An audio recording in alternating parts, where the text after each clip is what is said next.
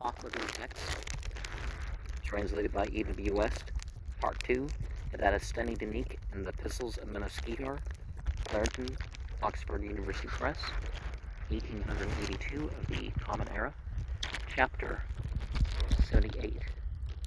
As to the 77th question and reply, that which you ask is thus: as to the nature of the heinousness and sinfulness of committing adultery, and the worldly retribution specified for it in Revelation, will you then direct someone to point out to us the modes of retribution for it?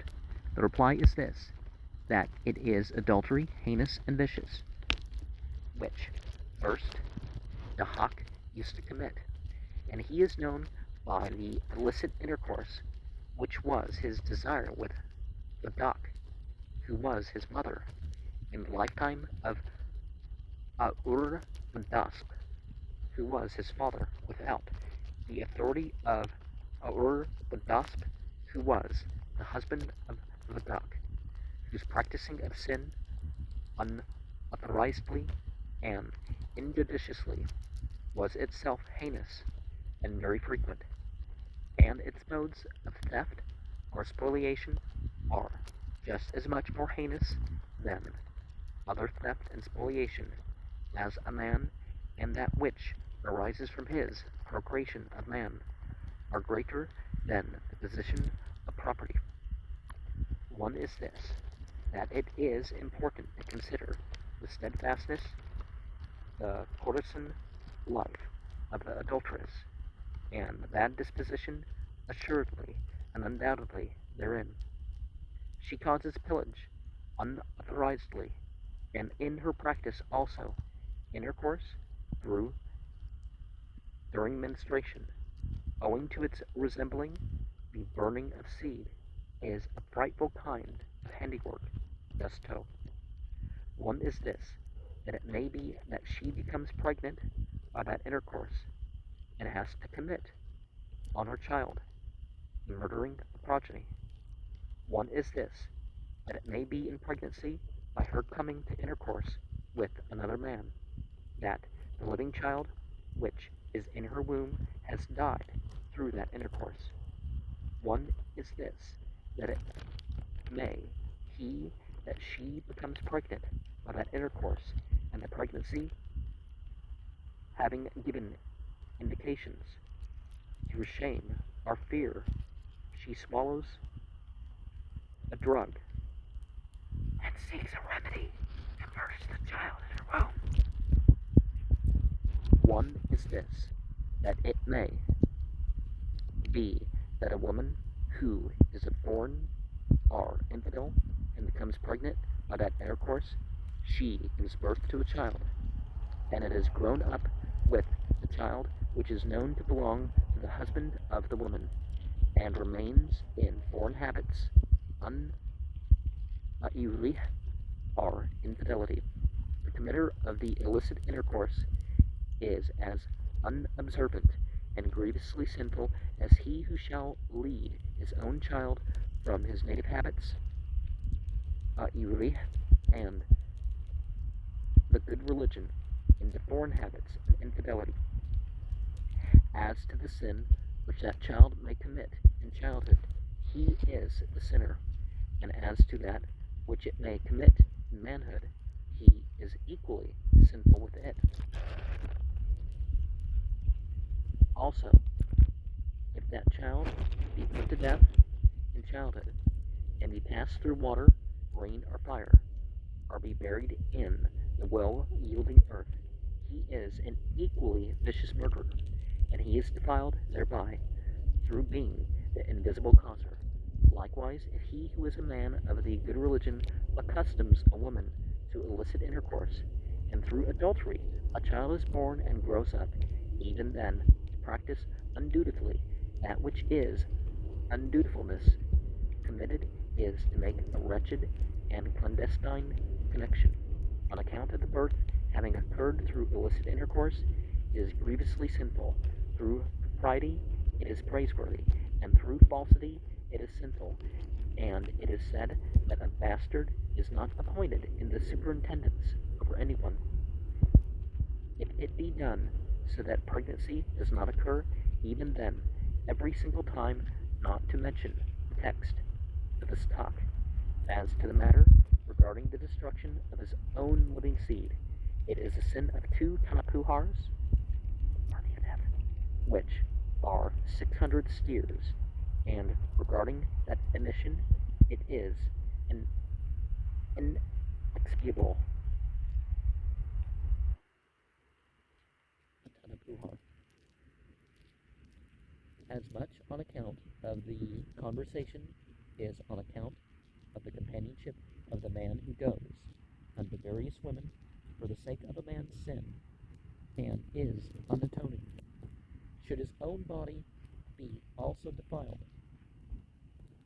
with bodily refuse, higar, homon, or should those kinds of harm be not kept away from another, even then every single time of the bodily refuse bringing harm to his own body is a sin of 60 steers, and through making his own body defiled with bodily refuse is each time a sin of 60 steers. And if he washes with water, that defilement with his own bodily refuse, or that which is harmed thereby, every single time it is a sin of 600 steers.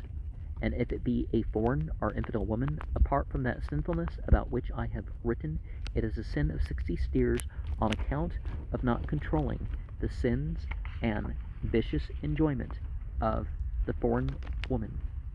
And finally, the other various sins which are owing to this sin are very numerous and grievous to thousands of connections, and it is thereby contaminating to them in a fearful manner.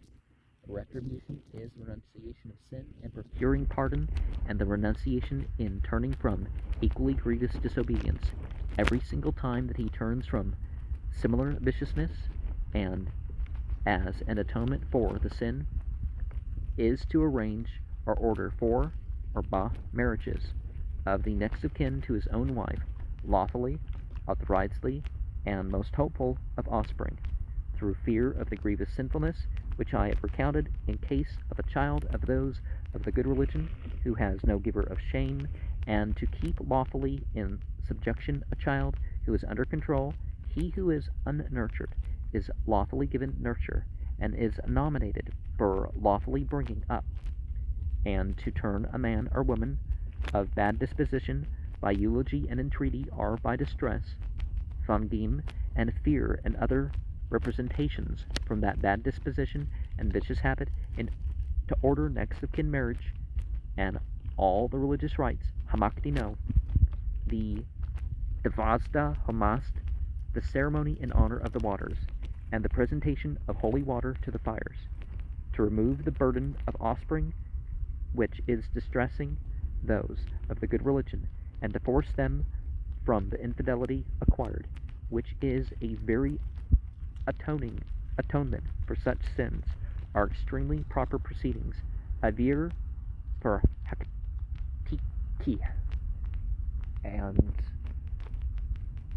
I would not say that the bastard which has shown good thoughts, good words, and deeds should be kept from any position of authority or anything else. But there is effects that such things have on society. The parents, even if they claim to not have morals where it matters, you do see a difference. And I don't just mean the difference between, okay, they're more likely to drink too much or whatever. No, I mean, the other sorts of things that one sees. And also, we see this idea of abortion. Abortion has been known way, way, way back. It's not something modern. And the idea always was with it. It's like, if you're trying to cover up a sin, the abortion is a greater sin. A greater crime, you could say. I mean, some Roman cults and stuff like this, didn't treat it like it mattered unless the male was the father of the child knew about it and opposed it. So there is, even in that sort of arist- sort of that aristocracy, you do have those implications going on.